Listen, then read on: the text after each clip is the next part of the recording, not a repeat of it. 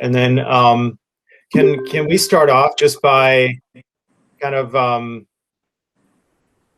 I guess maybe just reviewing some of where we're at together? Is that helpful? Yeah. So let me go ahead and just do that real quick.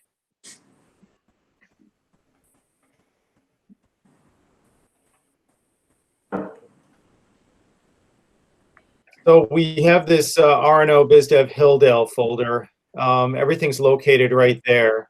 Right now, in terms of, let's go kind of, let's go with just at least looking at the schematic layout.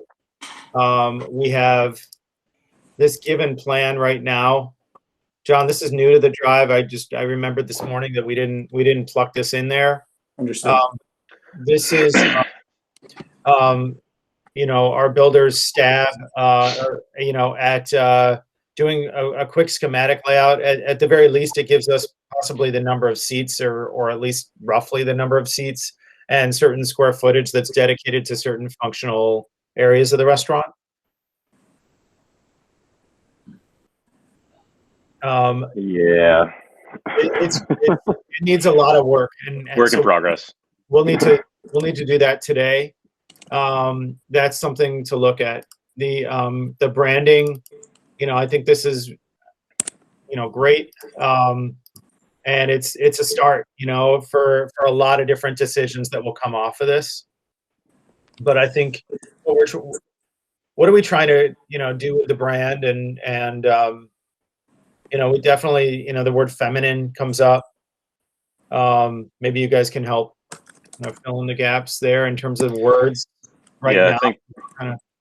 I feel like a lot of the buzzwords we've talked about are, you know, like authenticity, heritage, traditional, but still in a modern spin, like through a modern lens, and a more feminine lens.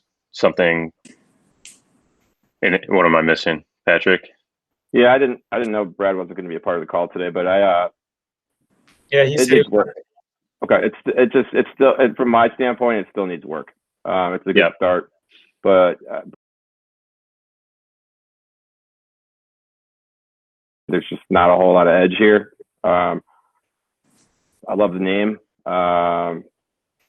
but for me, it's missing something right now, and I hopefully this exercise will get us there. But you know, if I'm standing alone on an island with that thought, you know, please let me know, because I could easily buy into the group. But I just feel like this particular slide would have been very cool in this market like 5 years ago. The reclaimed wood up there, and like a flower, like it's just always flower, and I get it. But there's still something missing for me. There's still something on like a cleaner, more contemporary edge. But again, if I'm alone on that. No, I'm with you on that one for sure. Yeah, the flower thing too. I mean, I think it'd be good to have some sort of symbol or something that we can get behind for branding.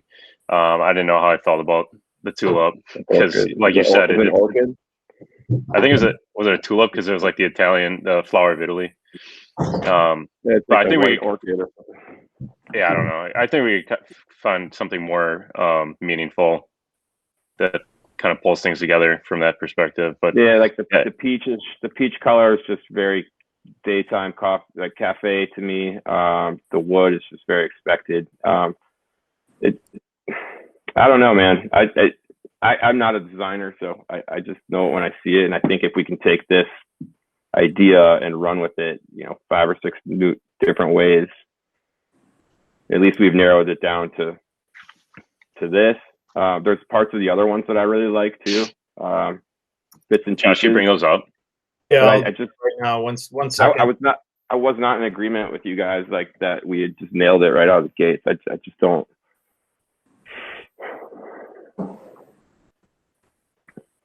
I would say to me, it reads a little more like Greek Mediterranean than like regional Italian. Yeah. I think in terms of like, I guess the kind of context, there are elements in this that like when I see it, I immediately jump to like Cafe Ultra Paradiso, which is one of the like the Estella I group. was just looking at that. Beautiful, clean. You know, I think the elements of like brass and copper are maybe a little dated at this point, but like, you know, like, you know, we're in the process of moving. We're constantly looking at like Dazine and like, you know, these architectural magazines that are like minimalist, just like clean lines, moving away from like live edge and like dark woods, more into like, you know, raw pine and like, you know, finished plywood and like really crisp edges type of feel. So I think it has some of that going for it. But there are elements to it that I definitely read as Mediterranean, which has been going through its like, I guess Mediterranean more in the sense of like you know, Greek, Israeli, kind of like this trend that we're seeing, like hummus and that sort of fare. Here's some other quick examples. I mean, I do think something like this is a little more clean edge, like we're talking about, more geometric, less floral. That more of that a one was our. I think that one was our least favorite, if I recall. Yep. I'm just calling out what I'm getting from here without placing any opinions right now. Here's one. I'm getting a bit more of an organic.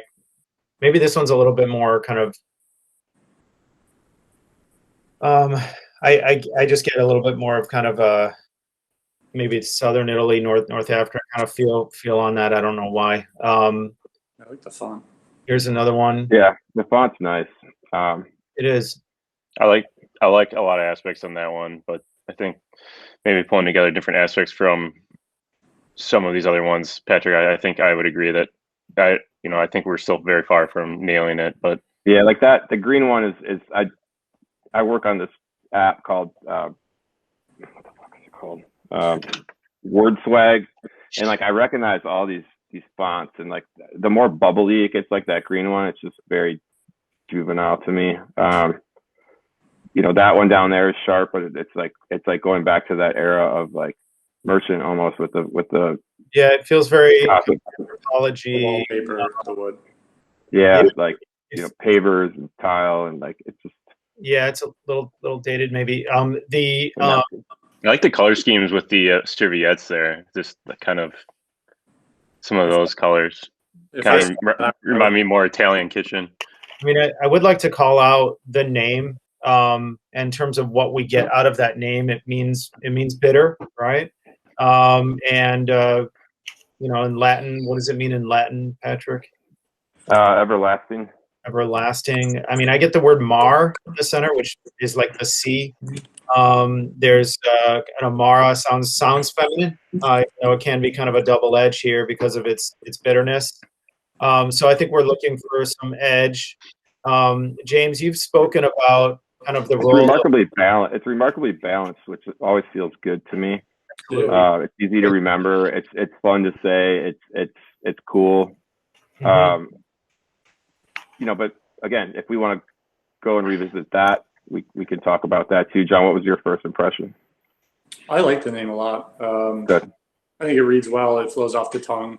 It's like whenever I think about names, you think about how people are gonna talk about it, right? You say like, "Where are we going to dinner tonight? Let's go to blank." Yeah. And like, I think Amara is easy. It's easy to remember. People will say the full name. No one's gonna Butcher it. No one's gonna butcher it. Some people might like say we're going to the Amara, just being like, you know, like Yeah. But that's just like we see that at Being Wisconsin. the merch. Amaras. Amaras. Yeah. I mean, like might just, yeah. There's a really great femininity to it. And like kind of lightness to the word, and like you said, Patrick, and there's a lot of balance in the word itself. You know, and it speaks a lot toward like love. Amare is to love in Italian. Amara is I will love will love in Spanish, and but also it speaks to, for me, it speaks to Amaro, like, you know, the category of liquor, and if we're stretching a little bit there, but with Amaro because Amaro for me it speaks really towards like the regionality of Italy, because every region of Italy really makes their own style of Amaro, and that's something that goes back to before Italy was even a country, and that didn't happen until the late 19th century, and so Italy is really defined by really strong regionality. You know, in every single one of the regions has, you know, their own amaro, their own vini di meditazione, their own pasta, their own sauce, and to me, I think to flesh out the story behind the word, I think I like to go in that direction as well. Yeah. Yeah, I like it. So it's good. I don't know. You know, oh, sorry. What was the perfectly pronounced Italian mention? What is that exactly? I don't know what that was. For what, Amaro? Yeah, no, you there was like 4 words you strung together, and I what does that mean? Oh, which one? I don't know. It was like I was just reflecting on the regionality. So there's like every region has their own pasta, their own style of wine, their own liqueurs and whatever, and they're all very much dictated by what's like available in terms of produce. Like Sicily, the Amaro there is very citrus based lemons. Up in the north, Braulio, like in the Alpines, is gentian and wormwood and that stuff. Okay.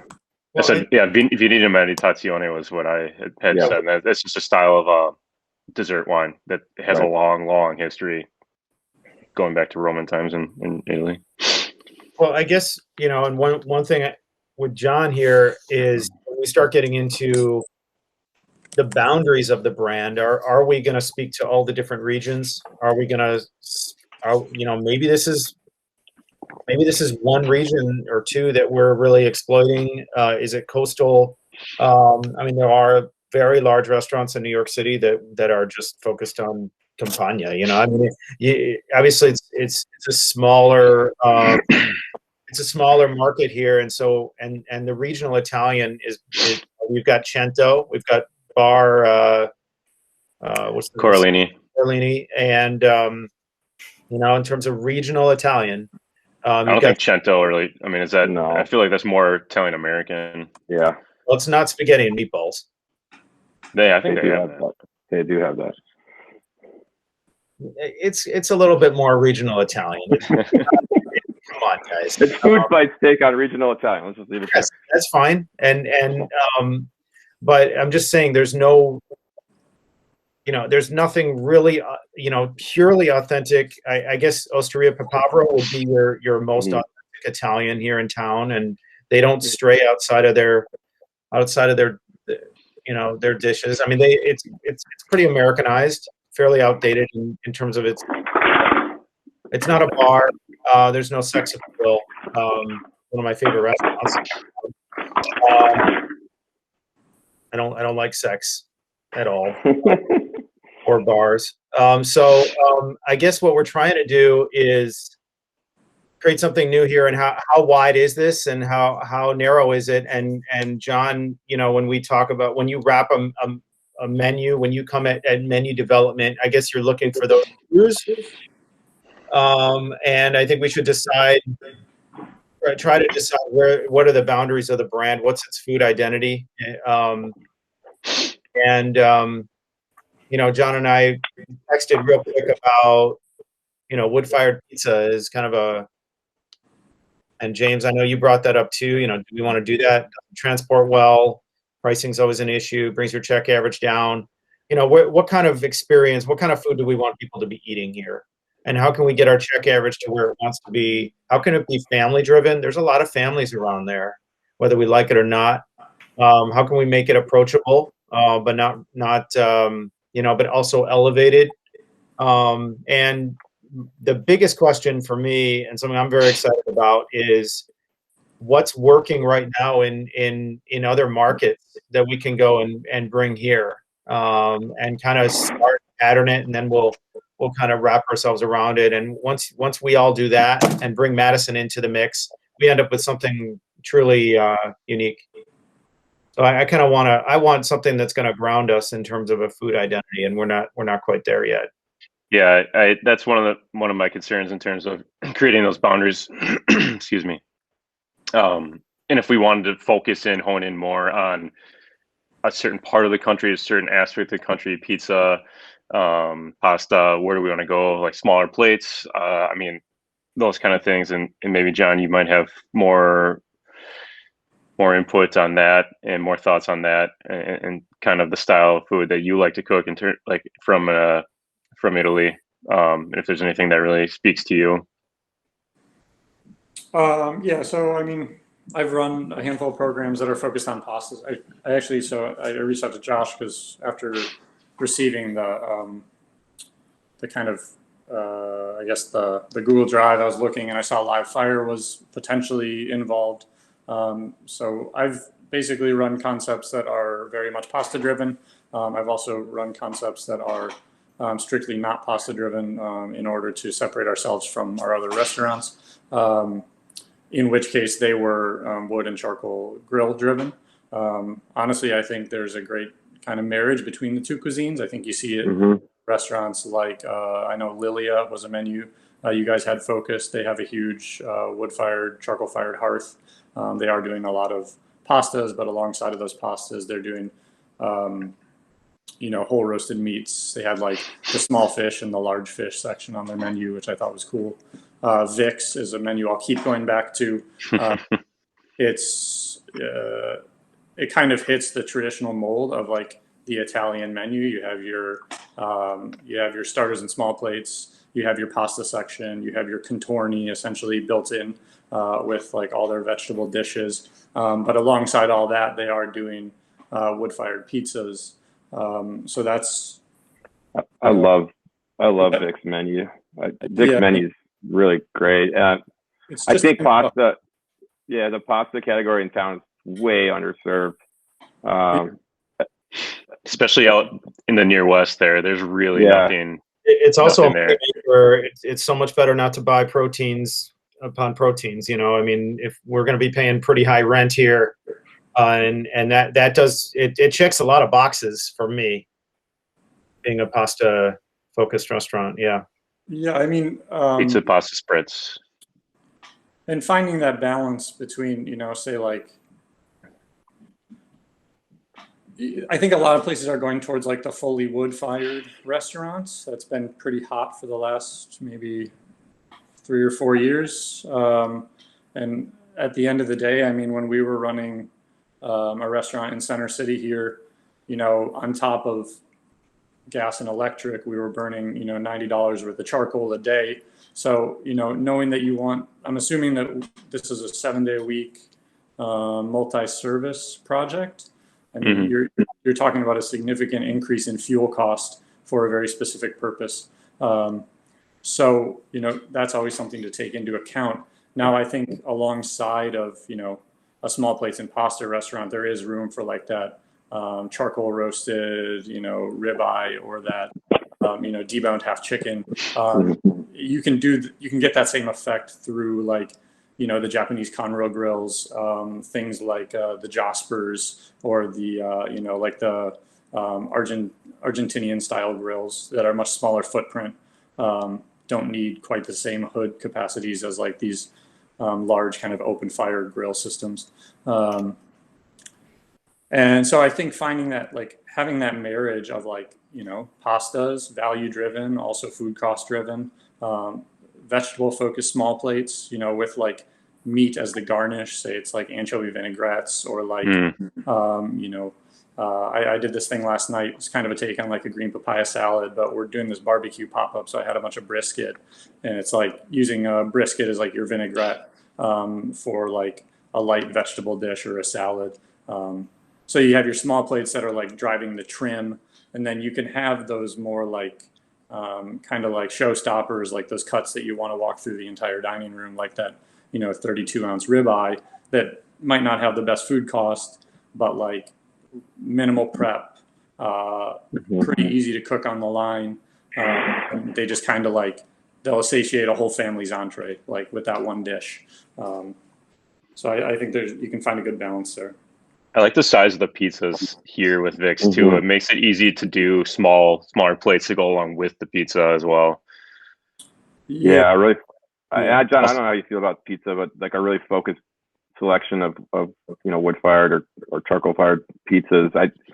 I hate to like when you start talking about families, I hate to go to that spaghetti and meatballs or God forbid mac and cheese, something for the kids to eat on this menu, and I worry about I don't know. For me, if we could do a robust pasta program with a smattering of pizzas and then and then really focus on vegetable cookery and even fresh things from the sea, and something large format from land that really is like a high ticket price item where it's like you almost want to order it because it's the most expensive thing on the menu by far. Right. But I don't know where all that all comes together within the regions of Italy. I mean, I ate my way through the north, and that's all I know. So, I personally don't have experience with pizza. Obviously, you guys have a pizza restaurant, so that's something that I could learn pretty quickly. I'm also happy to. I mentioned to Josh, I have some friends that just opened a little wood-fired pizza place out here. I'm happy to like stage with them. But yeah, I agree that finding that balance for families and groups, groups of kind of mixed level diners, let's say. right. Yes. Like a concept like this, I mean, you're talking to a 200 plus seat restaurant, you're going to have a pretty wide range of clientele. So I think we're talking less than 200. I mean, it is. Oh yeah. Without the outside. Yeah. Yeah. On the schematic, I think it was like 220 or something with 40 outdoor seats. Okay, got it. I mean, you're going to see a pretty broad style of dining, and I guess I'm not exactly sure the best way to like regionalize it. Other than maybe that's the wrong way to think about where we put boundaries, not with regions, but with I think almost focusing on like a core set of kind of ingredients. Whether it's like you could essentially say like looking at coastal regions of Italy, like maybe it's very fish and seafood driven. There's a lot of citrus and spice. You get like Calabria, you have like a ton of citrus, spice, brine, fish and seafood, pork. Oh my God, that sounds so good. Yeah. I mean, I think we're all in agreement though. We don't want to, as far as offerings go, there should be something for a mid-level diner to feel comfortable about, but we definitely don't want to, try to dumb it down to the Madison market at this point. So we want to do the opposite, right? So, yeah, absolutely. But there should be some safety dishes that are also quite foodie that are built in. And I will say, do you guys follow the Minneapolis food scene much? A little bit. A little. I know like the one restaurant that I thought really fell flat that's been like a big success story is this restaurant Young Joni. Yeah, we know it. It's quite honestly, like the pizza just feels like they inserted pizza because they weren't confident in like the wired kind of Korean focused small plates. And like I wanted to go there for the more inspired cuisine, and the pizza to me just felt like this is like it's a total layup for it. It's safe. It's going to drive traffic. And I feel like it detracted from what was actually impactful at the restaurant. So if we didn't do pizza, what would fill that gap of something that is a bridge for guests that that are looking for something safer, that's more comfortable for them in the Madison, Wisconsin market? Because I mean, it's like Patrick said, I don't want to dumb it down to the Wisconsin, but you can also really elevate food with just a few ingredients, right? And absolutely. I think finding a bridge for that, where we can also still incorporate some really fun stuff, would be important. Bridging Korean food and pizza is quite a stretch. I mean, I guess Nashville does it, right? They do Yeah. Taiwanese. I mean, that's not where I was going, but right. But man, that pizza, It's weird. I mean, one thing that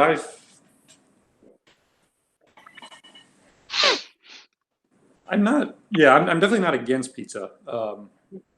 It's and such a it's just about pain in like the ass. that right balance. Yeah. And that right vessel. Like maybe it's like a really cool little like cast iron made to order focaccia that comes with some like spreads or like some toppings. Or it's something like a little bit more unique than just like another pizza. Right. But it still hits that same. Well, are we? So this is a bar type atmosphere. Obviously, pizza it not only helps us in and everything we've discussed so far, but it also poses some challenges. So, for instance, we opened up with a pizziolo at Lucille. We were just shy of being like certified Italian in a lot of ways. Double O flour, super thin, crusty bottom, nice, really fluid top. It kind of weeped, and it was served on plates. And guess what? It didn't work in a bar. It didn't work. It had no hipster quality to it at all. It was really tight and pretentious. You couldn't share the pizza. And back then, which was 5 years ago, which is a long time ago, Madison has changed, but there were pricing pressures. People don't want to sit down downtown in a fun bar type setting and dine that way. And we quickly kind of figured that out. Suddenly, our pizza became much more fermented, a little bit more chewy. It got bigger in size, and we started really playing with other cultures. And Italy has almost nothing to do with what we do right now, with the exception of kind of ground us a little bit in the category. And so now moving into that again, I mean, we're talking about some kind of DOC rated kind of pizza here, served on a plate. It's fine. It's what was there. Frankly, it closed down. I forget the name. Porta Alba. I always do. Is it Porta Alba? It is. Yeah. There's no Vanti or whatever. I don't think their pizza was actually pretty decent. I don't think it had anything. Alba was great. It was fantastic. Yeah, it was just a terrible vibe. No vibe. Not a bar.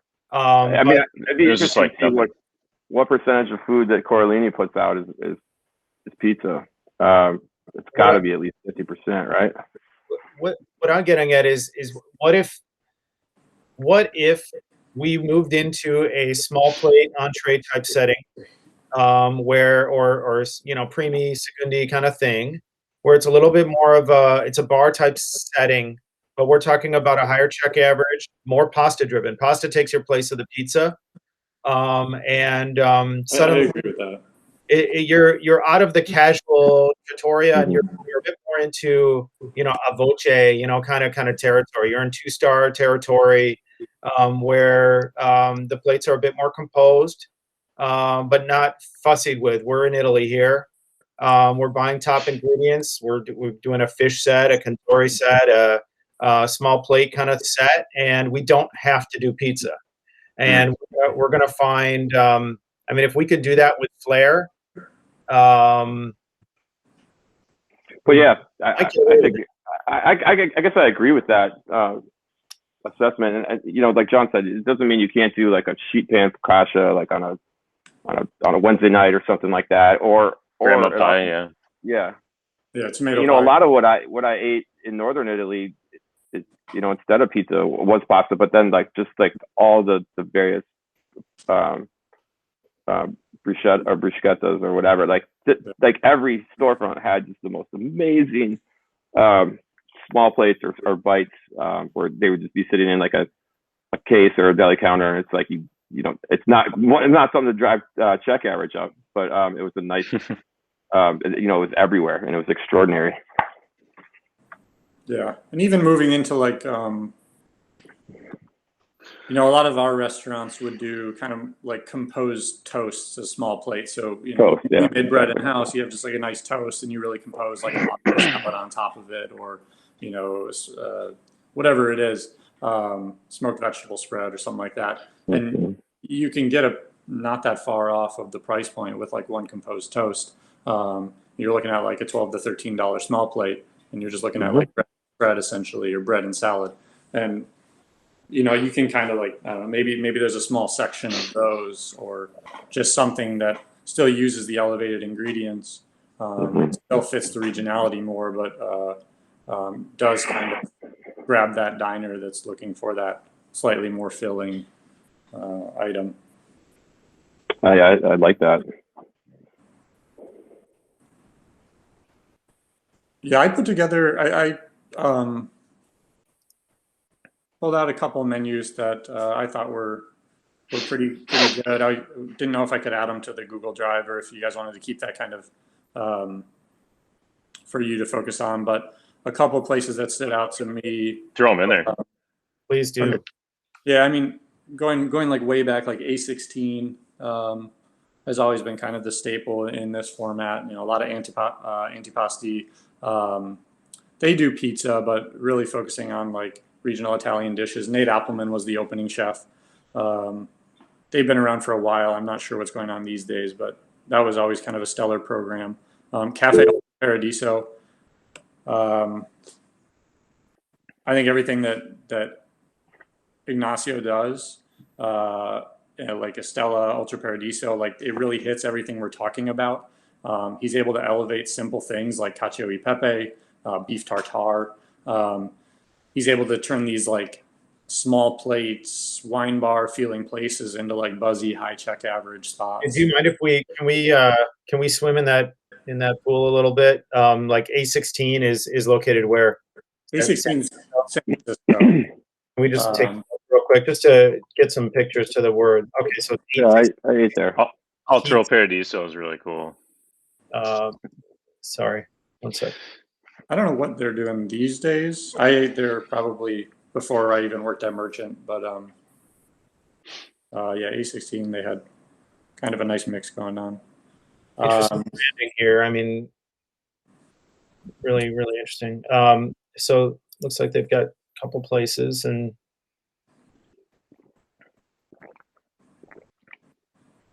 So they have pretty like I don't know, nice pastas, nice small plates. Mm-hmm. Another one. Here's a picture of this one place where they just had a bunch of these toasts, and it was just, you know, it was dirt cheap. You get like select 3 for like $10, but obviously that's €1. Yeah, it is crazy cheap. You mind bringing up the other place, A16, and then what was the other one? Ultra Paradiso. Sorry, say it again.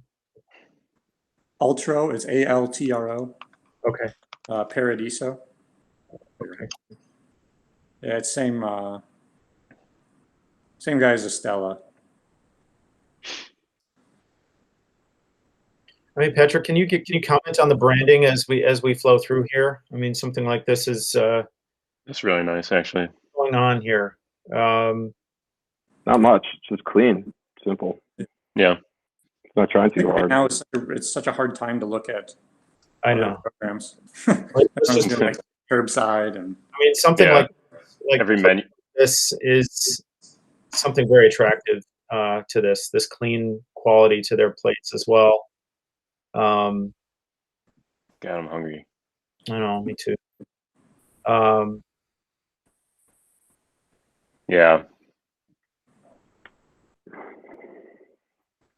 So it's like that's his thing, is like very clean and very like yeah, beautiful. You don't really know what you're getting into until you like really dig into a dish. Yeah. Wine is always spectacular. They have really good beverage directors.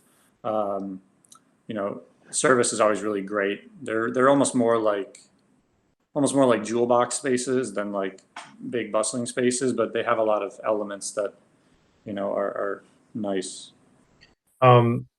So this is on Spring Street. This is what is it, Soho? Maybe. It's in it's like right by Trump Tower, unfortunately. On Spring Street? Yeah. Spring Street? Okay. Yeah. But this is downtown. Sure. It's downtown. And so, wait, let me just, do they have pizza on this menu? They don't have pizza. So this is kind of what I'm talking about, I think, here. I mean, obviously things are pared down a lot, it looks like. Are they? Or are you maybe can I look up a historical menu? Because this might be playing to exactly what we're looking for. I have one here. I'll see if I can. What's in that PDF, Josh? This is that, I think. I have a pretty good historical menu. I'll send you. Okay. I'll just. If you could share your screen or whatever you like. To me, email, whatever. I just texted it right over to you. Okay, you texted it.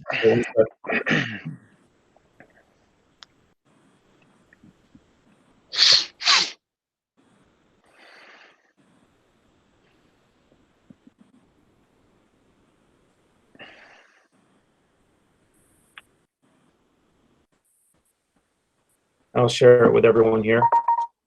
I'll just send you one more if you want to queue up. Sure.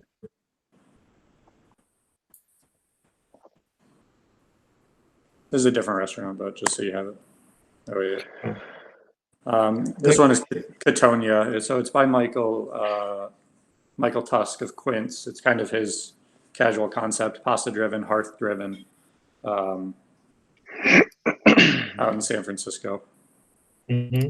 This one's definitely more masculine if we're talking like if we're applying genders to restaurants. It's definitely like you walk in and you see the big fire, you see the hearth. But what they do is very how it's laid out feels very executable, very convivial. Got it. You just find this in your pocket, or? Nah, can you guys see that? Probably pretty simple. Yeah. Can you guys talk about this? Let's brainstorm on this while I work on getting the other menu up and running. I mean, look, the starters are just so simple, and probably not at the same time, but yeah. But it's all just very focused on the quality of the produce. It definitely hits. I mean, I think the dishes themselves kind of encapsulate like the idea of regionality. Yeah, big time. There's a lot of crossover, a lot of like cohesiveness. You know, you see a lot of citrus, a lot of bitter, a lot of anchovy, colatura, that sort of thing. You know, the use of cheese here and there, lots of vegetables kind of peppered throughout.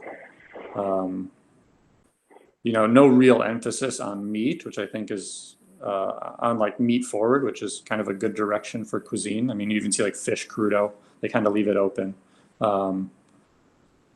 Couple salamis, and then just like simple pastas.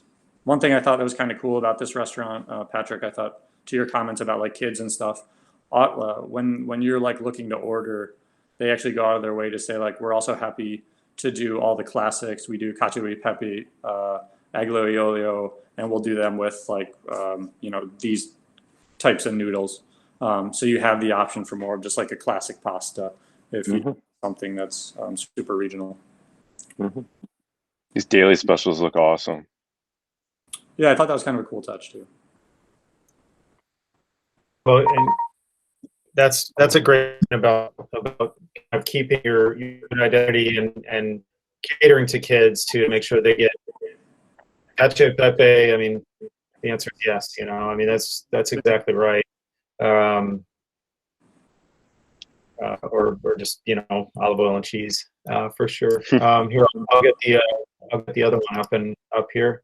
Really like these, and I think it's interesting straying away from pizza a little bit. Yeah, I think that's bold. I think there's a need over there, but kind of not. There's some nice pizza around there, I think pizza too might. I mean, you might be. I mean, I feel like I'm liking more of this direction without the pizza at the moment. And maybe, you know, if we're really looking to separate ourselves from what's already existing there, like there's a lot of kind of fast casual. Whereas, but I mean, what we're offering is heads and shoulders above anything that's there. This is going to be a totally different price point. I mean, it's a very different restaurant, not having pizza, but it could.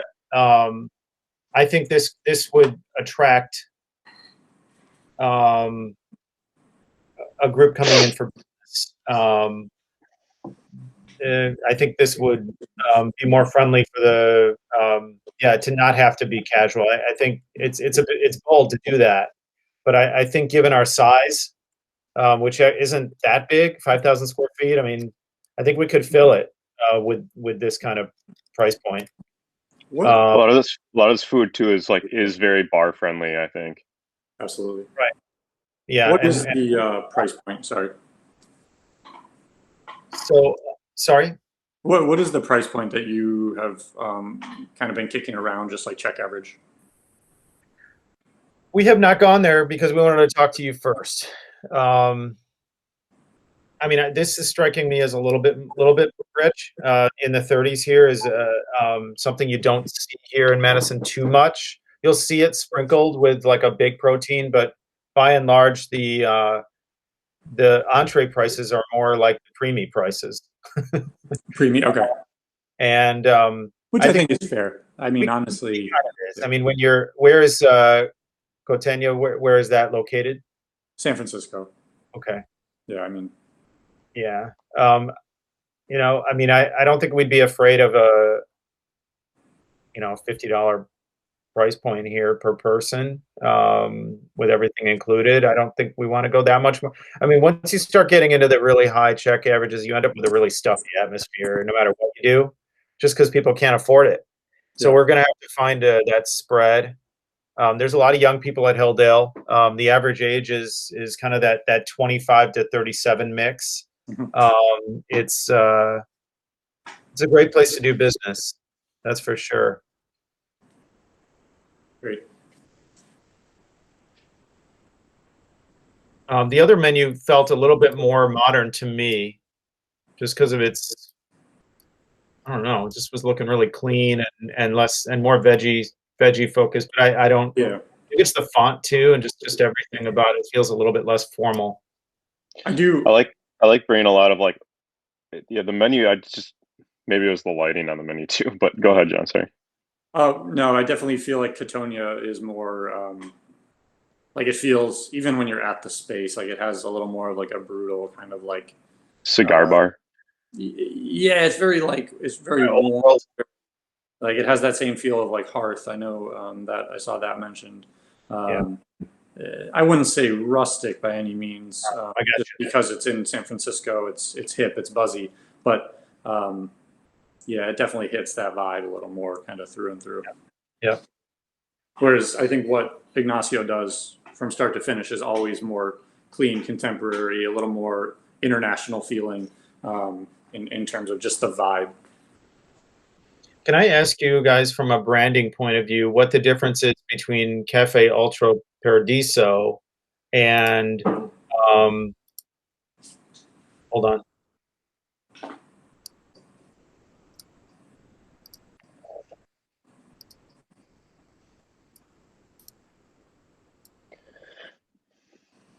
And this one is, I think, trying to bring a really clean aesthetic, kind of a modern, clean aesthetic.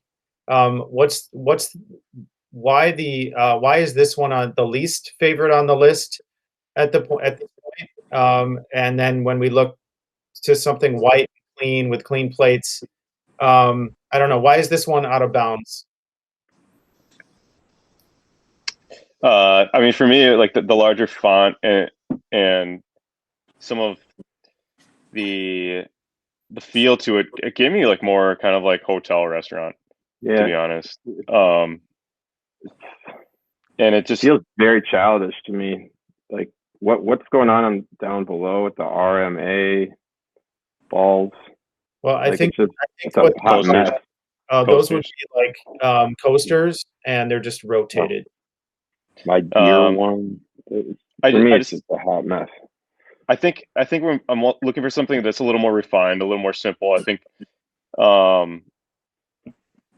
keeping straighter lines and edges to it, like if you go back to the Ultra Paradiso menu, there is just a little more cleanness to it, I think. And this, for me, there's almost nothing to it. There's almost nothing to it.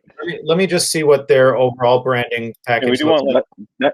that we that do was want, my like, feedback with Brad. It was just like let's pull it back. Let's put some classic or some nice fonts on clean white. look at You the know, interior though. Well, I mean, hopefully he's going to be, watching this meeting and can take some feedback, given, like some strategic feedback regarding kind of where we're going or what we're looking for. Let me, Yeah, The sorry. photo of the interior there. Sorry, Brad. I forgot this is being recorded. I would say I love your work. I would say that with all the Amaro mock-ups, they cause me to assume more culture. Like when I see them, like one, it really hits like, oh, that looks like a Lebanese restaurant, or that looks like a Mediterranean restaurant, or that looks like a Turkish restaurant. Whereas Ultra Paradiso, I guess I don't have like the preconceived notion from seeing that as to what I'm getting myself into. It almost leaves like space for you to fill in Exactly. the blank a little bit, it's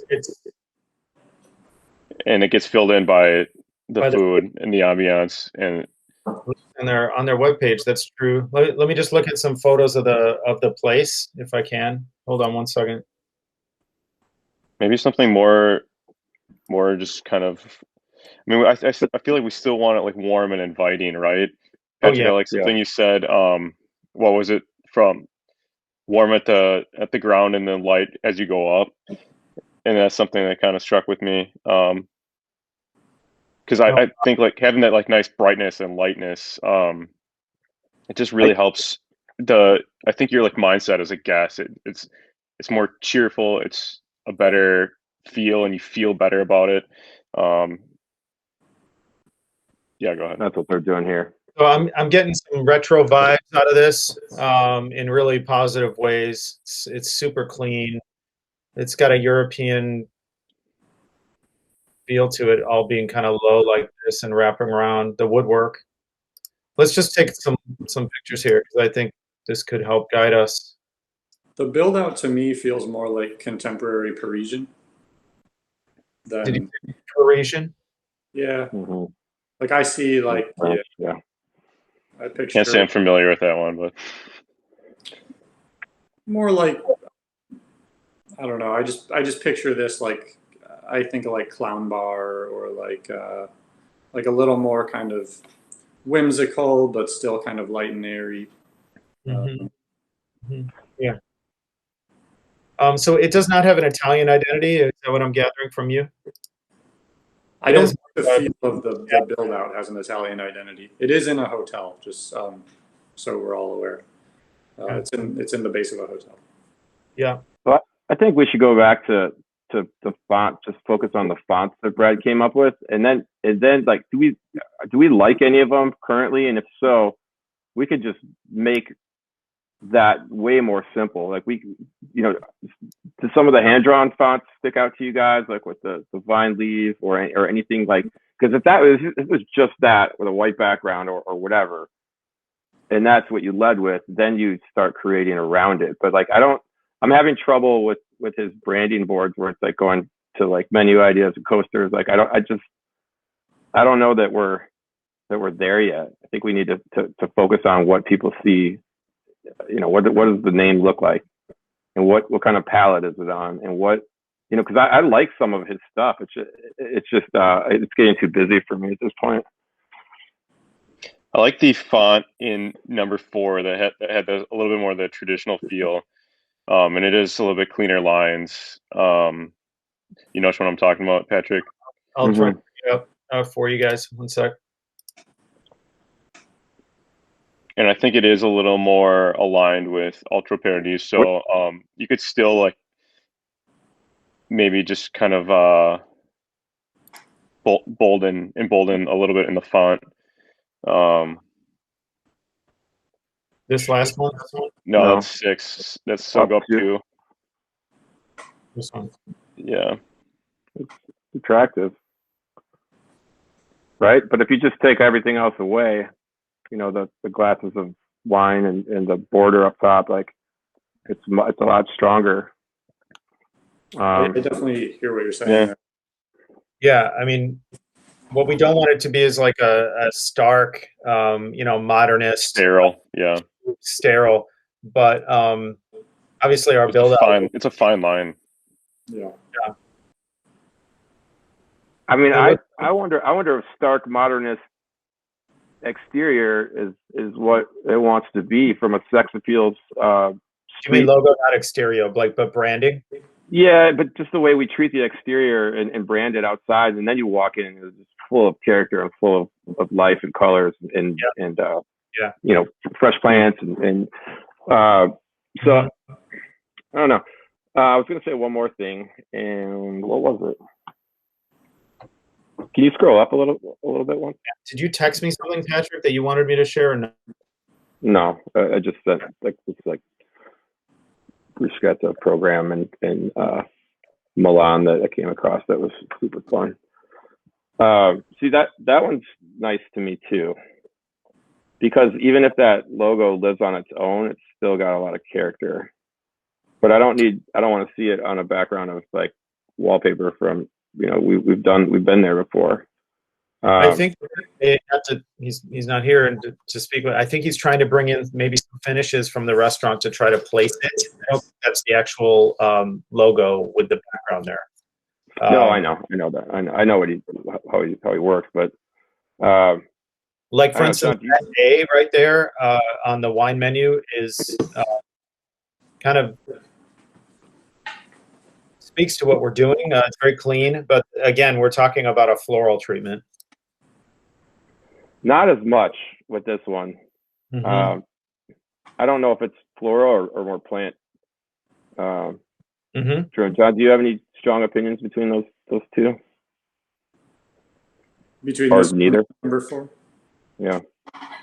I think it's easier to picture number 4 without everything else going on. So I would say like I'm leaning a little more into that. I do like kind of the wine menu kind of signature. I do think that has a nice strong feel, nice flow of the lines. I think that is stronger than if you look at number 4, the signature is like a flower. Well, for instance, right. So we can get away from that. If we go to like, I mean, yeah, you could replace that with that A easily, but like, how am I trying to say this? Do you guys see there being like a byline to our logo or our title? I think that might go counter to the cleanliness that we're trying to get. I agree. However, if like you go back to number 1 or 2, whatever it was, how do you make that less of a floral treatment and relate that more to a vine or wine or I think especially I think the food will be discovered very quickly, and I think it'll be beloved. But I think that the biggest draw out of the gates might be our wine program. I don't know. There's something there's nothing there. Yeah, sorry. Something that really spoke to me about the Ultra Paradiso thing that was in the simplicity and the branding that it created this space where we could fill in the blanks with our programming, right? So it's less busyness, but it still gives space. Their branding, it gave space for us to fill in, right? I think that's what I'm trying to say with like it doesn't make you assume as much, both from the consumer's point of view and from our point of view. We're not trying to identify with our branding. It's confident that way when the brand is a one-word brand, and that brand is filled in by images of the food and drink next to it, and when you walk in, it's filled with everything that we bring to the space. And Patrick, I'm incredibly offended. No, I'm just kidding. I totally agree about the wine comment. I think that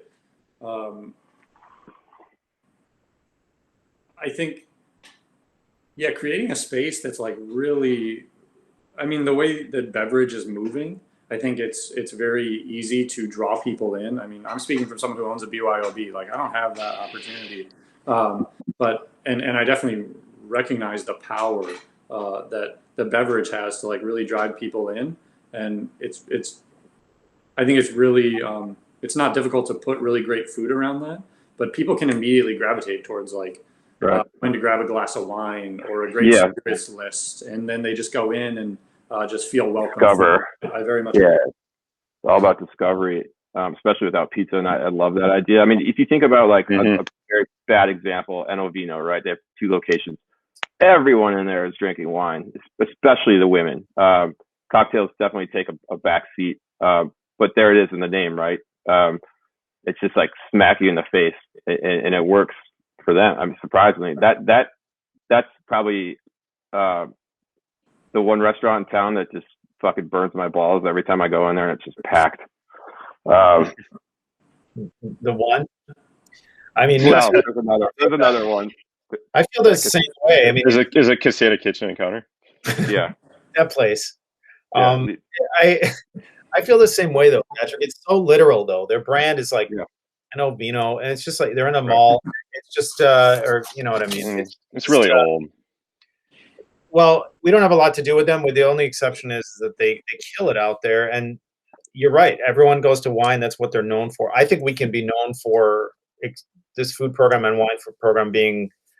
I think this city's ready for a great wine program closer to downtown. And I mean, Vino is downtown, right? Their other location there, but it's. I don't think people go there for the wine necessarily. I think people go there and then they. I hate to say it, but I believe that's our customer potentially, but we just need to take them to the next level. I think our customer is also downtown and by the university and Hilldale. Like you're right, we're going to draw from all parts of the city. Yeah, but when's the last time you went into their Sky location, their tower? When's the last time you were there? I mean, it's a sexy crowd. AC Hotel. Yeah, the downtown location. I mean, I don't even know who half these women are, and it's like, whoa. So I think that's drawing from downtown. What frustrates me about that place is that it kind of has become, because of its location there and where it's located, it's what people associate with Madison food. Because when they come into town, they're like, where they're gonna go. I mean, they go to Merchant Lucille because it's on the square and it's a great experience. Like, and it's a more bar-driven experience. But like, if they want fine dining, they think Vino, right? And it's become like a representation of dining, I think, in Madison. It's kind of where is he? It's a new one. Go ahead. Sorry. It's in a new hotel, AC Hotel. Where Pal Tires used to be on like East Wash and whatever the outer ring of the square is there. Got it. Okay. It's up on the top 2 floors. It's a 2-floor restaurant. They've got this patio up there that insane view. Perfect shot of the Capitol. However, the block where that Exchange building is, and like the Square Wine and Quiznos and some other things, that's all being redeveloped by ULI. So there will be no more view, sadly. Oh, okay. That's crazy. I didn't think of that. Well, should we can we bring up the flow of the restaurant real quick, or just the I would like to get back to him in terms of schematic, and maybe it's working with Brad to get back to him, because Brad reads us pretty well. I mean, what he did up in our other project up north, he did that on one shot, and it took one vision, and boom, we were there, I think. Let me just bring that up right now.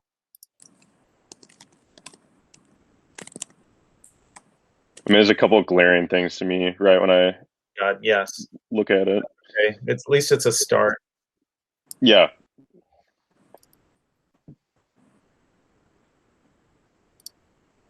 And the builder's obviously not an architect, so.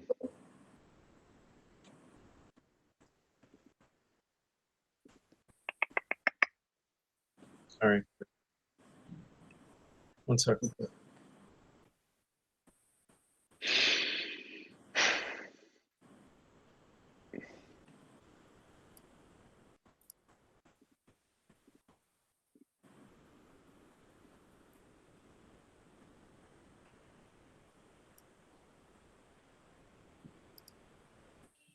Okay. Thoughts? Let it rip. That bar needs to be fixed immediately. And those fucking tables in front of it. That whole area just The PDR has got to go. I mean, you can put high tops there in that space, or you can still put wine display over there against that wall. So if we're talking about the kind of wine program we're talking about, we're going to need some significant storage. Can you, instead of just the bar being fixed and this being wrong, can we talk to what needs to happen that's right? Yeah. Just to give some direction. So I think the entrance really dictates what we can do, right?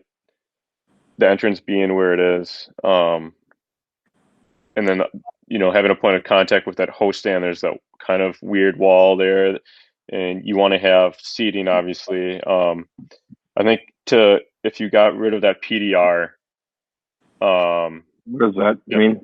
That little private dining room, room right over here. What is that? Yeah. Plan West. And then just made the bar more rectangular, maybe, or you could even change it so it's angled. Like you could keep it rectangular but angle it. This is something that Brad can do in his sleep too. Yeah, Brad would have a better vision. He's gotten quite good at this, but I was surprised that the Supreme Structure contractor. I asked him 3 times, 3 different ways. I wanted to be involved. He's like, no, I'll just. And so I get it, just for time's sake, but I think he did some good things with the banquette along the eastern wall where the bathrooms used to be. Yeah, it feels like a nice spot. Obviously, those floating tables. I think we want to mirror that on the mall side, because if those windows open, if it's a half high wall, I don't know that floating 4 tops is the best use of that space over there. John, we just keep going, and it'll take. We'd appreciate your help for what you see out there, but like we keep going to these like functional banquettes because they're so flexible in terms of party size and comfort, absolutely, intimacy, and they're just a good use of space. You're talking about the ones like on the south and kind of in the center there?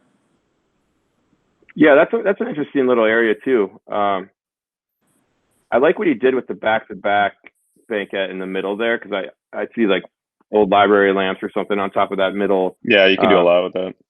Or planted area in the middle between there. But I do think that's a good use of space in there. I just think it needs some work on both the ends. So I have a feeling, Patrick, that he put the 4 times. Let's just say Plan North is up. Okay, the Plan North diagonal side there. He has all these 4 tops. 1, 2, 3, 4, 5, 6, 7, 8, 9 of them along. That's just east of the entrance there. I would rather see a banquette along that entire wall. Yeah, that's what I was just saying. Yeah, I agree.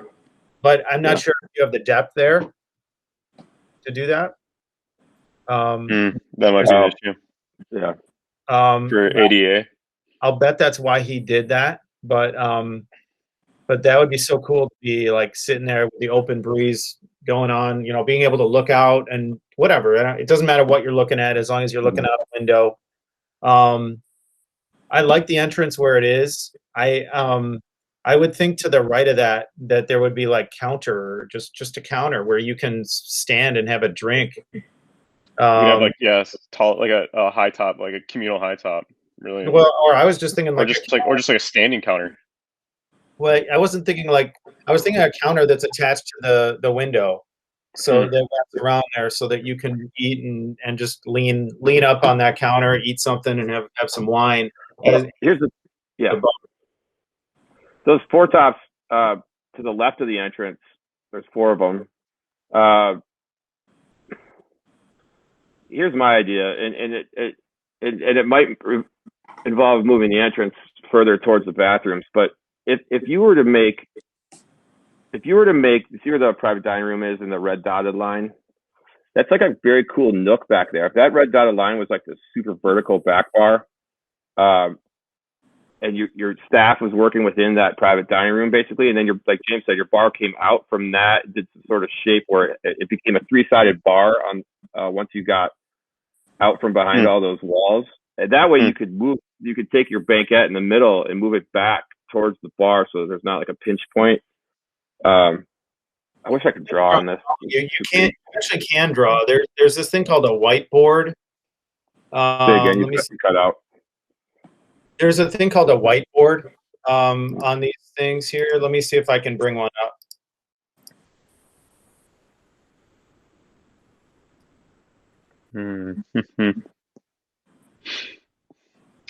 I think that discussion about wine storage too we'll have to cross that bridge at some point, but that might be. There's a lot of storage upstairs. Yeah, I mean, I meant more so. Do we want it to be like visible to guests? You know, like is it something where we want to incorporate into the design? Obviously, that gets more pricey then. But it's also easier and more accessible if we're actually going to be that wine focused. We'd want it more accessible than having to run upstairs for servers, potentially. It's just something to think about. Let me show you guys real quick just what I'm talking about here. If I can. 1 second.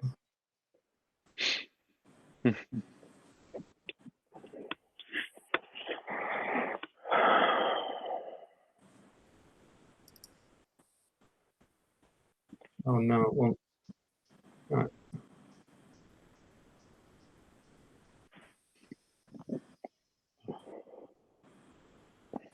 Oh, I see. We need an image, not a. Hold on. I have to make this an image, I guess.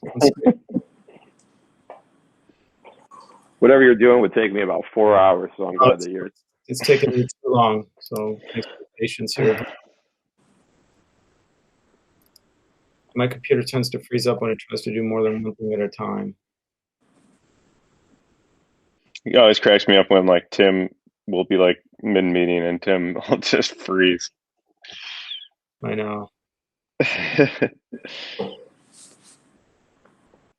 John, how are things going up in Philly? Oh, sorry, go ahead. I guess what I'm trying to create is a different experience of a back bar. It would be like a nook, like it'd be a 3-sided back bar using existing walls, and it would go vertical all the way to the ceiling. It would be just fucking tremendously lit. And then it'd be like the showpiece at that back of the restaurant. Yeah, and then your bar comes out. I'll show you if I could get some. I picture like the Nomad, like when you walk through the Nomad, and all of a sudden you get back, you're just like boom. Dude, I'm actually Patrick. I have the perfect image for that. Actually, hold on, let me find it. Of what you're envisioning. Shit, where did I put it? I would say like this layout. I think my problem with this layout is anything left of the vestibule and behind that kind of weird wall. That all like they're set up like 4 tops to be part of the dining room. Ultimately, they read more like seats. So as like a diner, you'd feel like you're dining in the bar, not dining in the restaurant. I think what I have in mind is possibly moving that entrance down that way. And I think how you're talking about moving that bar would also solve that. Push the bar back and push those tables more into the rest of the experience. Exactly. I think I was thinking of something like a Balthazar. It's got that huge bar back. Yeah.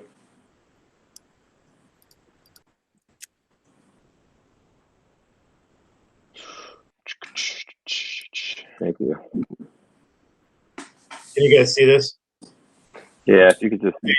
There's some tools, there's some tools we can use to mark it up on the left-hand side. So can you give me control of that? Yeah, I think you can,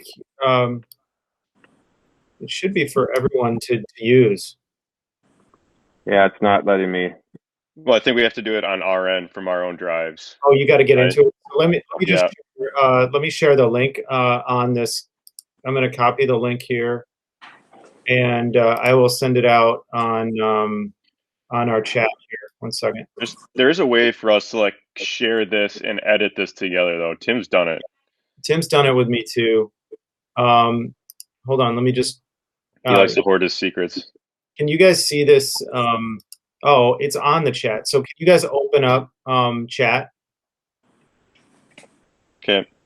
It says I shared a jam file with a meeting, and now everyone click on that, and then you'll immediately be in. Okay, I'm in. Okay. Can you guys see? Oh yeah, I can see that. Does that work? James, Hi. Oh, yeah. Okay, so here's what, and I don't know if this. Can you see my cursor right now? Yep.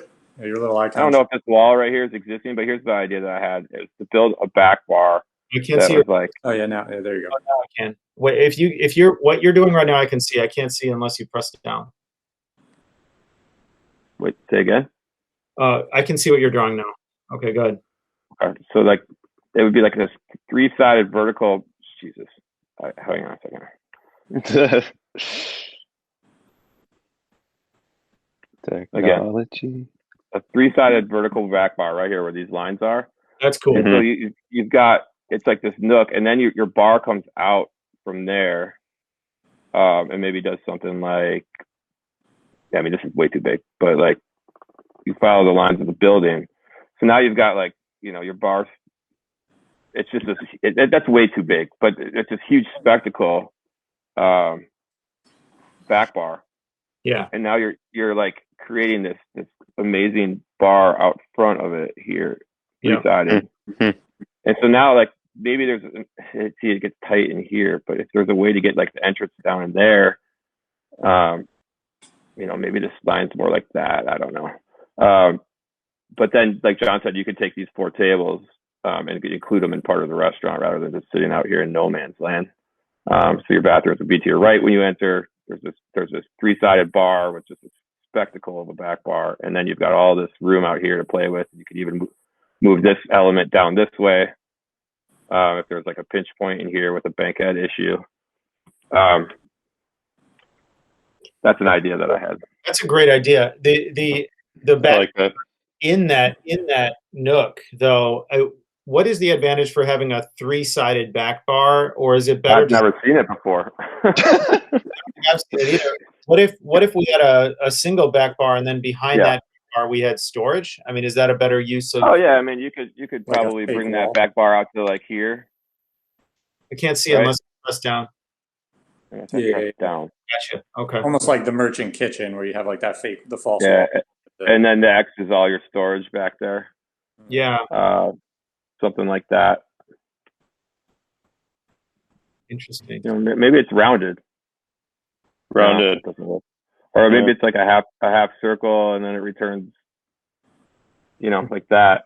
Kind of similar to what's drawn. It's got to be rounded and pushed back, or maybe it stays in the same place where it is. It's just the back bar is different and it's rounded. I just feel like we're wasting a whole bunch of space back behind there, unless you think that that's necessary. The private dining. I mean, it's cool. It's not cool though. Private dining isn't cool. I think that's a better solution, or at least in the direction of a better solution. Private dining could be cool if it's for like a real party, but it's just one table and there's only 8 people there. Yeah, and you wouldn't necessarily need to move the entrance, I guess, as long as you could move this element down that way.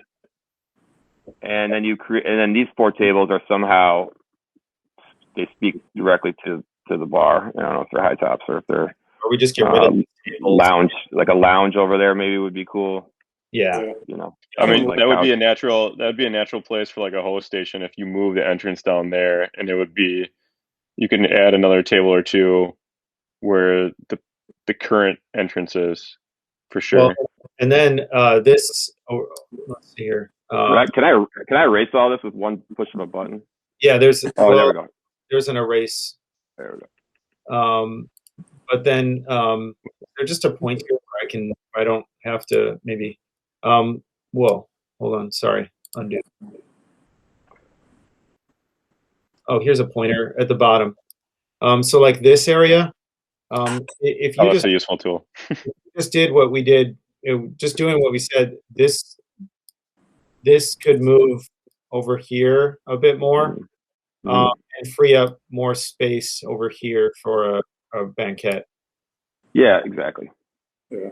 I mean, it wants to just have a bar like across here, but it's not big enough, I don't think. Can't see here unless you. I think you're just on a bit of a delay. Oh, I got you. Okay. Yeah. I like your idea of it coming out and then in, just to increase the surface area of the bar. Yeah, so if the back bar is where that black line is, and you had storage back behind it here where the X is, Yep. you know, and then you started doing something like, I don't know. That's probably not right, but I do like your idea of a rounded bar because the space itself is pretty rigid. So adding some soft curves, I think, is definitely going to lighten it up. Rounding the bar, yeah, like I don't know where else you really could, but I think that would really help. Oh, there we go. So back bar. Yeah, something like that could even be kind of sexy. A really a really soft curve, not even like it doesn't have to like go out. The only thing I don't want to lose too many seats though. I don't know. I know. Well, I guess that speaks to how many bar seats do we really need in this Probably place? People 16 or 18 minimum. I'm not sure we're going to fit that in the footprint that you're pointing to. Well, that's not. I mean, he's got 16. He's got about 16 seats around the bar as it is in this plan. So even if we did like a half moon there, I don't think we could fit more than a dozen.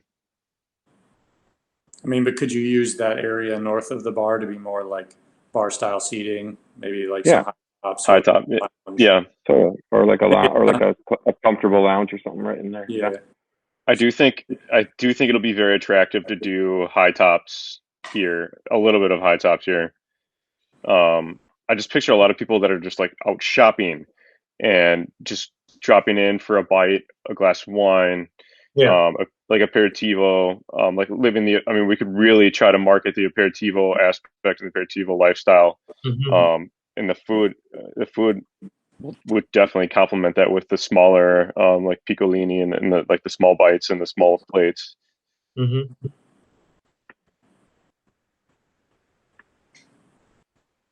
Well, you guys don't want me running this thing. I don't know. I love this idea of a vertical back bar, really well lit, tons of amaros, bitter aperitifs, any sort of. I've got it pictured in my mind. I just need to find a picture of what.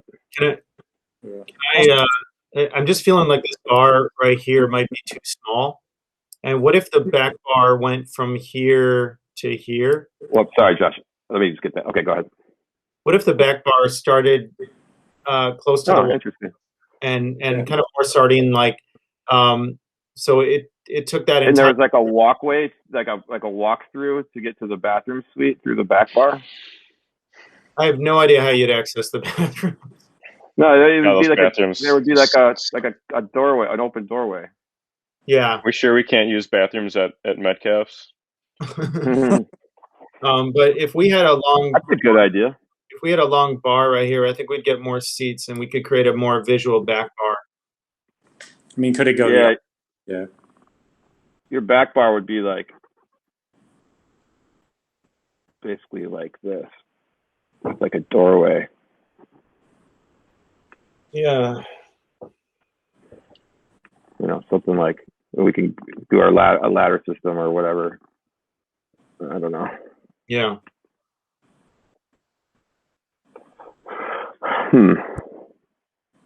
Or you could make this wall wine storage. Right. Wow. Fuck. Okay. If it's like a three-sided back bar, there is like potential to use like one of the sides of the wall or both sides of the walls. Like have the whole main back. Let me just draw the whole main back of it. Am I drawing anything? I don't think so. Yeah, you're in pink. Right here, like it's just all spirits, and then either side could be wine storage. Something like that. That's super cool. I guess it's just determining whether or not that's needed for storage. You know, behind it would be nice to have your ice machine, and well, I guess it's not necessary. But how to? If I'm being really picky about wine storage, yeah, and it's expensive. I don't think anyone actually serves wine at the correct temperature in the city. And that's a really expensive conversation to have.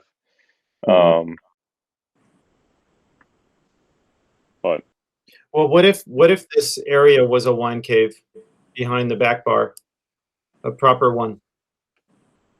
That's interesting. I was actually, before Okay. Patrick suggested this, I was thinking like if we wanted private dining, if you put the private dining kind of in the wine cave. It'd be kind of striking as a private diner, but also it would make your Then wine cave kind of accessible. that's super interesting, John. Because you could then build your back bar out here. You know, I mean, maybe we part of could use that. We would have the opportunity to like invite in producers that are coming through town, and get them, in for like wine dinners, and that would be something that would be accessible there. Absolutely. Or if we get some sharks or whales or whatever the term is for big spenders, could just come in there and, I don't know, ball out with wine or something. I wonder if those bathrooms could be modified to, I don't know. To be gone. I wonder what that run is, though, that blue line. I know. And if you could create a 3-sided bar from there, then you might be able to get your 15 to 20 seats. Like if you're going like following this line, coming out this way, going over this way. Yeah, I mean, he didn't do a bad job. We've talked through this for a while, and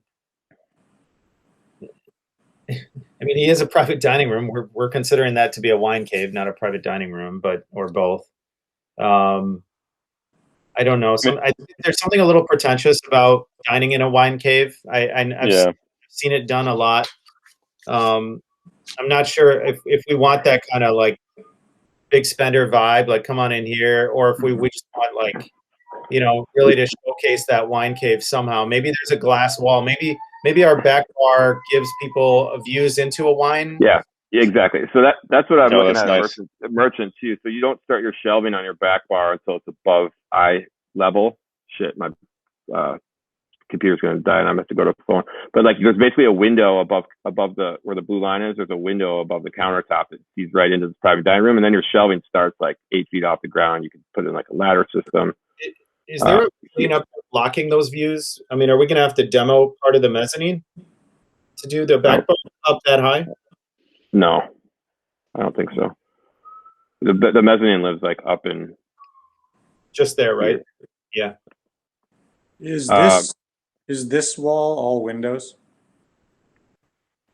This one that I just drew on? Yes. Hopefully open windows. Open windows.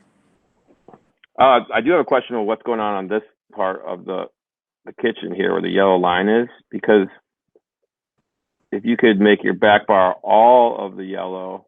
Sorry, I'm not. And then I have a lag still. Oh, here we go. Yeah. It looks to me like it's just a refrigerator, Patrick, based on yeah. that. But then you build your bar out like this, and then you make a long run this way, and then you dedicate the red side, which is you're about to see more to service, like a service side of the bar. I think it's actually what it wants to be. That'd be great. That could be nice. Really nice. Like all that stuff, that might be the play. Yeah, it says open kitchen area, but you're only looking at the back of a fridge. Looks like some deep fryers there. Yeah, that whole area is a fucking I think those mess. I think those are microwaves, to be honest. Heard that. So they have like a whole like stack of microwaves in there currently. Oh yeah. Well, that's where the kitchen pass would be and the bar pass would be. I mean, it makes sense. Here, this kitchen pass, and then bar pass here. Yeah. Mm-hmm. Then you have all that seating around. That would be great. That would be. I think this is a nice move.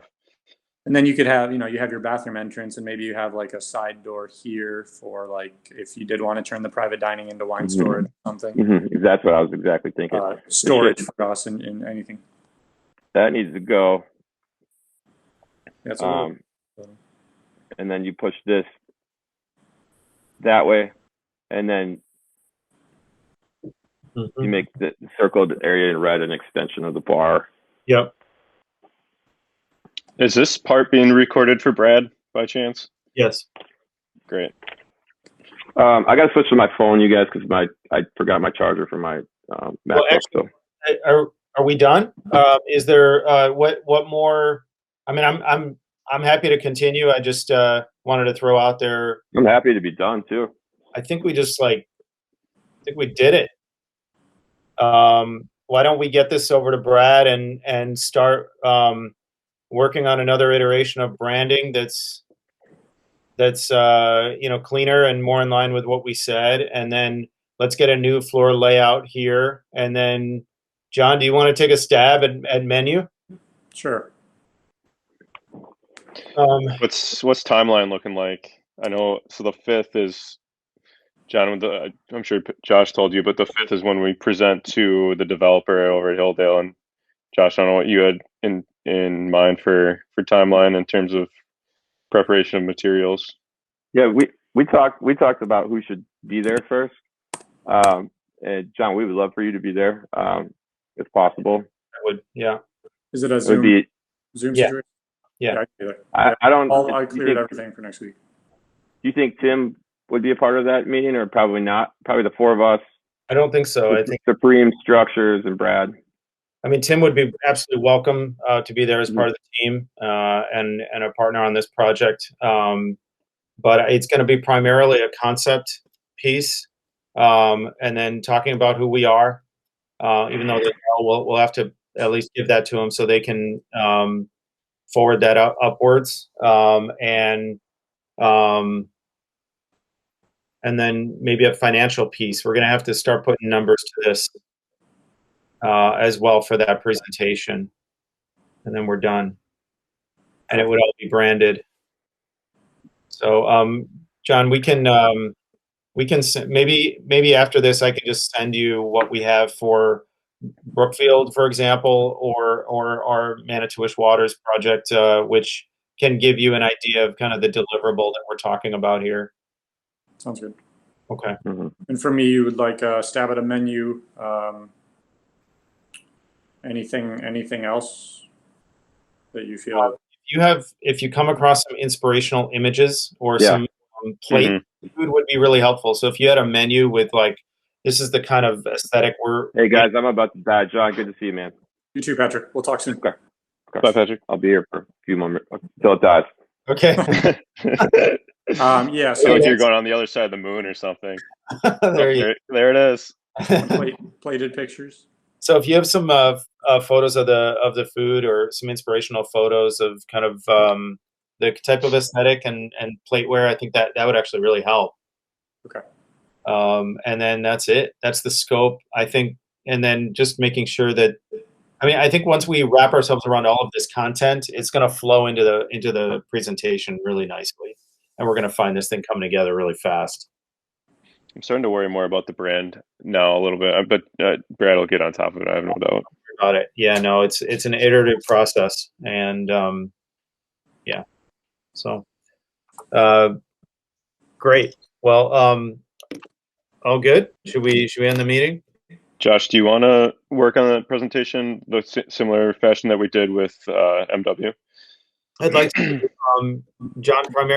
I usually present, and then we'll turn to various people to kind of talk about specific areas of expertise. So you would definitely want to talk about the food and the food concept and how it's rooted, what it feels like. Everything you're so eloquent at when speaking about food and the strategy behind what we're doing. We'll play off of each other really nicely in terms of where we live. Obviously, James, you'll talk about the wine program. I think the wine program is going to be just super important here. We all feel that, and the opportunity is really great for a really tremendous wine program here. And then that's it. I think it's going to be really, really exceptional, and we'll build off of the presentations that we've already made. So I'll send that to you, John. You'll realize it's at a really high level. I think you'll see it. I started a little one in the drive. Josh, I don't know if you saw it yet. I started making some changes to that and or some additions, and yeah, it's there. I'll take lead on that, and we'll go through it and keep on refining it. But I need content first. So I think we just really need to nail down kind of some descriptors of who we are and what we're doing here, what we stand for, and I think we hit on a lot of that today. But we'll get down to the strategies behind what we're doing, and then once we show them pictures, they'll be like, okay, yeah, I get it. Good. And then just to let you know, just a quick update, we're starting to find some success on the financing side of things. Believe it or not, just in the last couple weeks, there's been some huge changes in the banking world, primarily due to the stimulus package. The SBA has made some major changes in regards to the 7A loan program. They've moved it from 75% guarantee up to 90%. The last time we saw that was after the Great Recession. Right. Merchant had a 90% SBA loan attached to it. That gives the bank some cover. The collateralization, the gap of the loan, it makes that much less. Obviously, we're going to need some amount of personal guarantees here from the partners. So that's something, if you're over 20%, you have to personally guarantee. Or I think the bank and the SBA may consider key partners to be to needing a personal guarantee with an SBA loan. So it's something we're going to have to be careful in terms of how we structure. Obviously, if you're a consulting partner, it's not that. But as we continue to talk about equity or partnership, that's a consideration. And another thing they're doing is that the SBA is paying the first 6 months of the loan. You believe that? Up to $9,000 per month. So that's about up to, I think, that would cover the first 6 months. $9,000 a month would be roughly $1 million loan or so. So it depends on the interest rate and all that. Or somewhere between 750 and $1 million. But 6 months, it's not deferred; it's paid. It's wild. It's great. The SBA program needs 10% down in cash, which we can do. We're definitely in talks with David Simon, this investor, who's going to be a lead investor on this project. So after the 5th, we'll turn around and re-present it, given the what we received back from Hilldale, to David. Actually, it might be really smart to present to David prior, so we can go to Hilldale and say we have an investor. But we're meeting with him Monday, right? Or is that the next Monday? Might be the next Monday. It's the next Monday. So that if we're ready by then, maybe that's when we present, because that's prior to the 5th, right? Or no? No, the 5th is next Friday. Yeah. And you're talking about the 8th, right? Right. Yeah. Yep. Yeah, we meet with David on the 8th. I do wonder, Josh, if you would. I think it's. Sorry, go ahead. Oh, and I'm sorry to continue here, but I do think in our meeting with Hilldale, we can just be very confident that we have a lead investor and that the cash equity part is not going to be a problem. I can say that. I think that's true. And if not, we'll make it happen. Or they'll know we're not going to come with a concept presentation ready, signed, sealed, and delivered. I think they understand that. But the financing part is really important too. And coming to Hilldale with a lead investor and some really good confidence here in terms of financing. John, just to let you know, we just got financing for the merchant renovation approved. That was something that was tacitly approved pre-COVID. And then we're working on another kind of wood-fired meets supper club concept in Brookfield. Very large project out there that I'm feeling. We had a great bank meeting yesterday. He's like, "Yeah, I think I can push this through." And that guy's a decision maker at a bank. So we might be talking to you about that after we do this. But happy to. It's great news on the financing part. So yeah, I guess that's all I had to say. Awesome. Awesome. Okay, good. Well, I'll send you that presentation after this and give it a look. I think we'll scrape at least the R&O portion off of it. We'll add you. If you can send a bio or just prepare that if you can for the presentation, I think that's going to be helpful. Sure. Yeah, that's it. So we've got a week. Let me just pull up a calendar. About a week and a half. So Brad's going to be back next week. We should have all the content, if we can, prepared for him so that when he comes back, he's working on branding primarily. And if we can isolate some inspirational imagery, that's going to be very helpful. So I think we should start to kind of wrap ourselves around the look and the feel that we're going for. And maybe put together a prototype by what is today? Wednesday, maybe by in a week, or in Monday or Tuesday, we can have a working prototype of this thing. Maybe we should meet on Friday or something just to meet up again. Well, we're already meeting Friday at what was it, 2:30? Yeah. So we could piggyback on that. Yeah. Okay. Or how long do you think it would take for you to come up with a menu, John? I could have a stab to you for. Do you want me to participate in the Friday meeting? I don't want to push you on it. I mean, it's an iterative, it's a creative process. Yeah, I'm happy to get you. I could easily get something going by the Friday meeting, and if it's on the right path, I think that I could turn it around with some imagery, early next week. Phenomenal. Yeah, and I think that's good to have something very preliminary on Friday if you can. I mean, obviously, the more developed it is, the better. Sure. And James, can you do the same on the wine side? Yeah, I'll find some imagery about in terms of wine storage presentation that might and then be additive to the space. Can you maybe kind of think about how big this wine list is, and just we'll have a slide just on wine. Yeah. So the strategies behind it, at least just some content there in terms of the wine program. The wine program is this. I'll put together some. I'll probably draw from some existing menus as well, and just say this is kind of the direction. Yeah, that's perfect. Oh, sorry, excuse me, James. Would you mind just giving me an overview of your kind of wine inspiration thoughts? No, this is something we haven't really talked a ton about. For sure. I think it's a good conversation to have.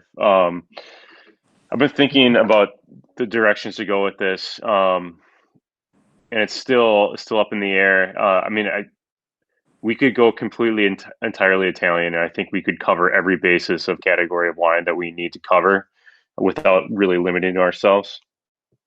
I have also considered going in a direction where we are including like Italian transplants in other countries to make it a little more international, like Nebbiolo from Macedon Ranges in Victoria, Australia. Or, there's Sangiovese, Aglianico, everything's grown in California now. And maybe like Brock Cellars is making really cool Italian spin-offs like Rosso Amare. And I've been toying with making it more like that, but my conflict in myself with that is how authentic are we going with the menu and the food and the direction and the concept. If we're trying to keep it more regionally Italian, then I would probably stay in Italy. I don't know what you guys think on that.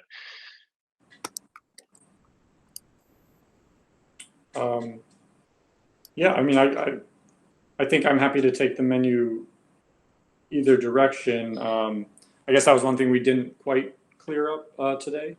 But if we want it to be focused more Italian or more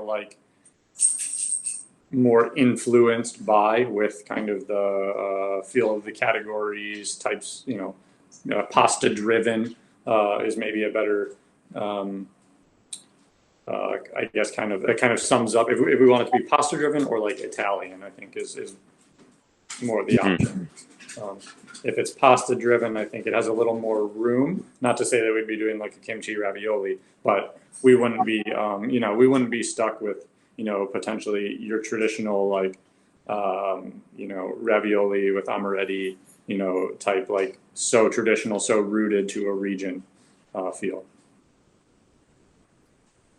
Yeah, that's one interesting thing about this that I've been contemplating, and that goes back to the boundaries behind the menu, Josh, that we were talking about earlier. And I don't know if we want to expand that to make it a little more international or stick with being more regionally driven. I think when I was saying earlier, like focusing more on a core set of ingredients to kind of strike a feel, incorporating lots of citrus, lots of capered items, Calabrian chilies, coastal seafood, like kind of encompassing that feel in the menu, I think is something that is a little more along the kind of brand image that you're going for with like kind of the new Wisconsin. It's still like rooted in Italian in feel, but it's not like it's not papavro. It's a little more sexy. It's a little more coastal. It's a little more light, fresh, healthy-ish. I think is a word that's used a lot right now. Let's shoot in that direction. Josh, what do you think? And can I present one of the things, you guys, while we're on it? Just while you're talking, I was looking at Esca in New York, and they have Esca, ESCA, Esca. Oh, Esca, yeah. And then I found my way from there to a place called Pasta Vino. Let me just share this. Somehow I feel like it's bringing everything we discussed together in some ways. Where is it located? So Esca's in New York, and I think Pasta Vino's I believe Staten Island, is what I'm gathering. Oh, all right, yeah. So here's Esca, and then let me go to Pasta Vino. This is same group. Yeah. So it says Staten Island, which for me is like crazy. I mean, I was there 10 years ago. But if you do look at the branding, it's all very clean, kind of like what we were talking about. That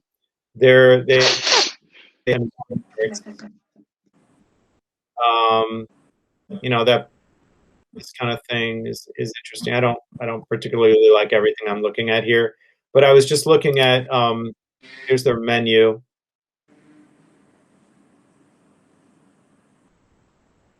Anyway, just put this on your list, John. I do think I may have found a place that's of interest here.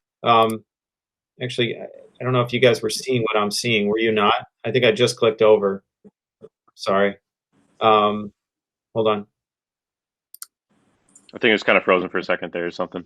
Okay. Yeah, it's got some animation here. I don't know if this is working. But the menu was here, let me download the PDF and just share that. So they're talking about, I mean, this is the kind of price point that's right, I think.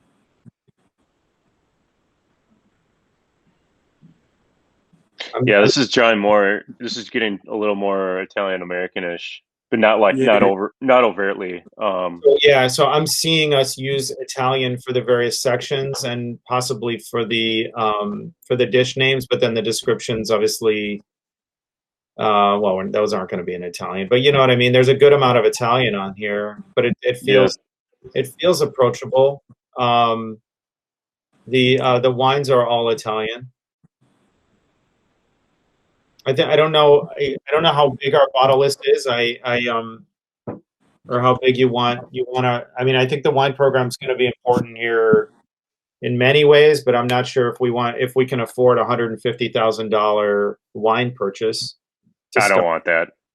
That's like, wait, that's too big. I think it's got to be cleaner and concise. I want guests to be able to look at it on one page. Yeah, right. The bottle list. Honestly, that's the trend. Right. Good. Hand him a tablet, stuff like I, that. No I thanks. worked with a $120,000 wine list at L'Etoile, and it was just like, I don't want to do that. Good. Okay. Well, sorry I just found this and I felt kind of excited to, just because I money. brought some stuff together. Maybe not. Sorry, my mouse is frozen now. All right. Well, if we go this direction, I would be very comfortable incorporating like the transplant idea. I think they were already kind of doing it on that menu with like Pinot Noir and Cabernet Sauvignon transplanted in Italy. Obviously Super Tuscan's a whole category, but Yep. I think it'd be really fun to incorporate because there are a lot of American producers, Australian producers that are doing like really fun, cool stuff.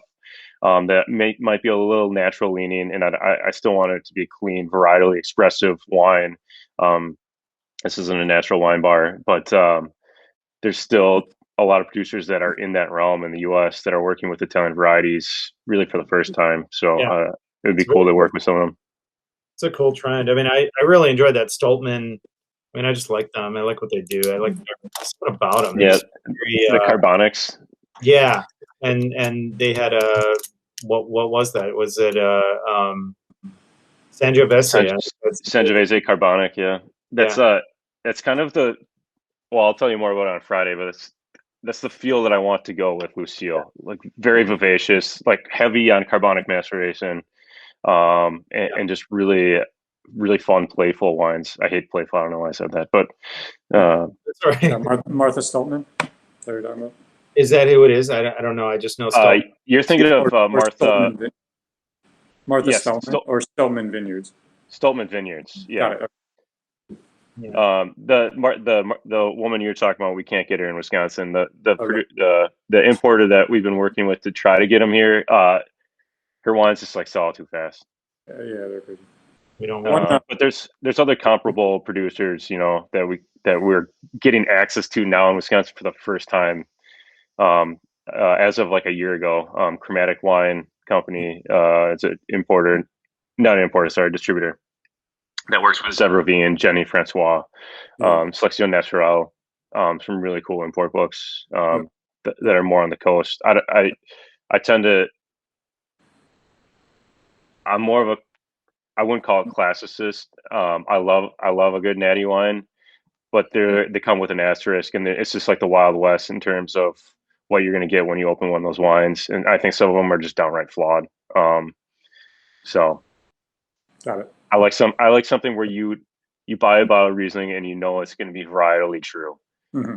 Understood. Cool. All right. Well, I consider this to be a huge success today. Absolutely. John, thanks for all your time, and James, you too. And I'll throw something on the books Friday, maybe around 3:00. Is that okay? Perfect. Okay. Yeah. What we have one at 2:30, right? 30. Yeah. Maybe to shoot for 3:15. Sure. I don't know how long it'll take me. Maybe it's too much information. I don't know. Maybe I'm working too hard